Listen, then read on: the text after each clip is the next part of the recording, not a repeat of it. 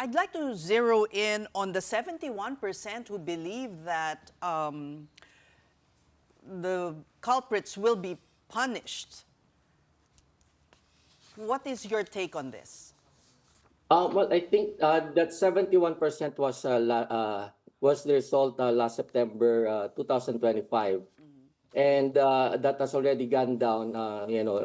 For the last quarter of 2025, that has gone down to 54%, if I'm not mistaken. 54%, yes. Right.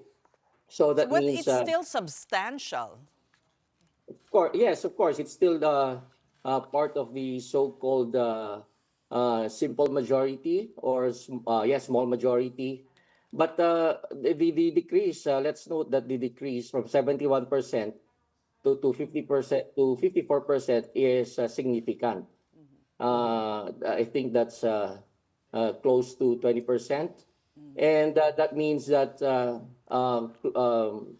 lot of Filipinos have become pessimistic about the sincerity of the administration to go after those who are involved, especially the big fish. But but do you really think it is the fact that they believe the admin is insincere, or is it just fatigue, exhaustion? Eh ganyan naman talaga. Wala namang mahuhuli niyan. We've been hearing this since the beginning of the scandal. Well, it's possible that it can be a mixture of both. Maaring napapagod na rin ang mga Pilipino, no? Sa paghihintay kung sino talaga, kung mapaparusahan ba talaga yung mga mabibigat na tao dito, yung so-called big fish. Pero if we're going to look at the same, if we're going to look at I think there's another portion in the Pulse Asia survey that says, about about the people, the number of people, Filipinos who still expect that the government is going to move against this, the people involved, the government officials involved, considerable pa rin, significant pa rin yung number. So, if you put that against dun sa hypothesis or argument na baka nagsasawa ng mga tao, tingin ko hindi naman nagiging nagiging pessimistic as time goes by, kasi yung mga pinapangako ng administrasyon, like nung pangako nila na by December 15 meron ng mga malalaking tao na makukulong at makakasuhan, parang hindi naman nangyari yon. So maaring hindi rin fatigue, posible rin na nagiging pessimistic lang sila. Sorry, it's 59%, not 54. Yeah, But 58%. still a drop, however. Admittedly, the government was too optimistic. I mean, they admit that mistake. And they have been really employing more performative actions rather than actual results. So ano po ba ang sa tingin ninyong pwedeng gawin ng gobyerno to regain trust? Well, siguro ang dapat nilang gawin, kasi ang pagkakamali nila nung nakaraan,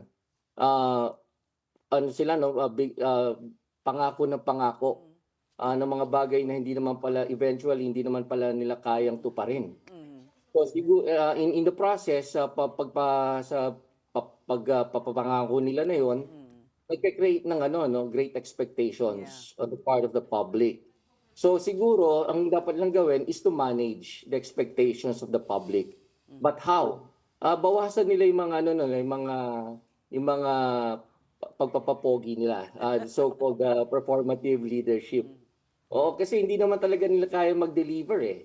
And tingin ko, hindi naman talaga nila gagawin, kasi ang analysis ko dyan is that this anti-corruption crusade of the administration is nothing but a weapon used by the president against his former allies, turned over to the other side.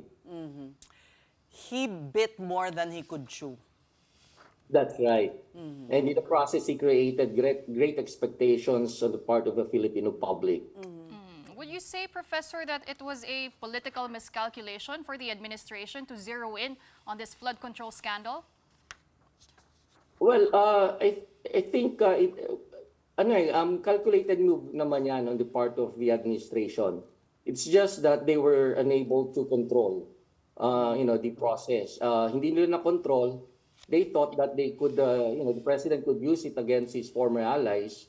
But then eventually, it began to have a life of its own na hindi na nila makontrol. So, paano nila ngayon ito tatapusin? Siguro iniisip nila, wag yung mga dineliver nilang mga pangako, yung mga pinangako nila is hayaan nilang para mag-die down na lang. Wag na ignore na lang nila eventually.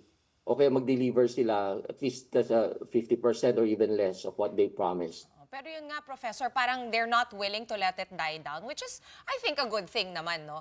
Like you said, itong mga performative things or performative acts, these are what they can do in the interim. Kasi sa totoo lang, alam naman natin lahat mabagal yung usad ng mga kaso kung susunod tayo sa mga judicial timelines, investigative timelines. So in your assessment, no, in the past year, were they able to balance the performative aspect while, actually also working really hard on the investigation and juridical part of it? Yeah, you're right about that in pointing out that the legal process takes a very long time to conclude. So in the meantime, what they are doing, what the administration has been doing, is to engage in performative actions or performative leadership. The problem with that is that it tends to go back. It tends to boomerang doon sa mga nagpe-perform yan, yung performative leadership. Tinatamaan sila ngayon. And look at the surveys, the latest surveys, survey ratings of the president. Bumaba, although hindi naman sobrang baba, pero makikita mo na nag-suffer din siya. Supposedly, originally, siya dapat ang nag-gain dito sa public perception. Actually, nag-gain siya nung umpisa nung kanyang expose, yung mahiya naman kayo. But eventually, as time went by, parang hindi na nagbe-benefit yung presidente dito sa bagay na kanyang sinumulan. So, yun ang problema. Nagbubumerang siya doon sa author ng expose na to. Kasi wala naman siyang follow-through na ginawa. That's right, walang follow-through. O hindi ma-meet yung target. Yeah. Can he shield himself, for instance, from potential impeachment by saying, ako naman ang nagsiwalat niyan? Well, pwede niya sabihin yun during the kapag na-file ng impeachment complaint laban sa committee level, sa Committee on Justice. But I think his real defense against any impeachment complaint that would be filed against him is the numbers. So I think at the moment he still enjoys the support of the majority of the House of Representatives. Except of course pag na-mishandle niya yan, halimbawa, posible naman kasi I think he was able to disappoint a good number of congressmen when he vetoed 90 plus billion pesos doon sa what's this? Program funds. Yeah. So maaring na-turn off niya yung ilang members ng House. And let's see if this is going to have an impact on the possibility that the president will be impeached. We thank you so much for your insights, political analyst Dennis Coronacion.